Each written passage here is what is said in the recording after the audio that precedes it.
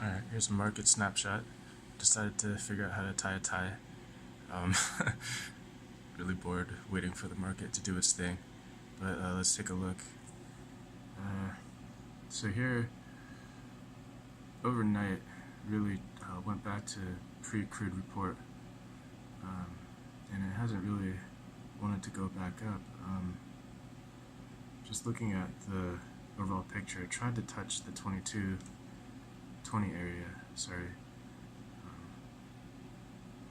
after dipping a little, and went further to the downside. It's been testing this lower range. If you look at it from a channel perspective, it's been trying to break that lower channel. It seems though, after it's touched about once or twice, it seems to want to hold, so we'll see what happens. The other thing that's dragging the market down is, of course, VIX. If you look at volatility, there was a huge spike. And if you look at it on a SPY perspective, yeah, there's even before the market opened, we were at the lows, and so now might be seeing some sort of recovery on that, but it's too early to say. Also on the Nasdaq, if you take a look at that, same thing. It looks like the bounce has been pretty healthy. It's actually higher than it was at the open, so that's a good sign. If you look at Canadian dollar, Canadian dollar is pushing for those lows. It's been sinking this whole time, and that move up that I expected, it might have to wait until it touches that 50 area. But if I were to draw the measured move on that right now, assuming that it touches 50, I know it's a crappy assumption, but whatever. Let's just see. Yeah, so it would just bounce back past that 23 fib is all that would do. Yeah, in terms of the dollar, I mean, you look at how the euro has been, I guess dollar strength has really affected it since the beginning of the month.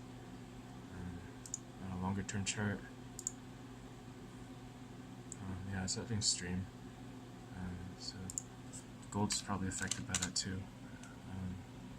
Yeah, there's been a slight drop. That's interesting. Yeah, overall, I mean, I'm still, the bullish thesis on crude has not changed. I do want to say though, my entry in crude was a little early. I did look at the indicators and knew that it was probably on the earlier side, but I needed to take a shower, so I just got my trade anyways. There was an opportunity to get in a little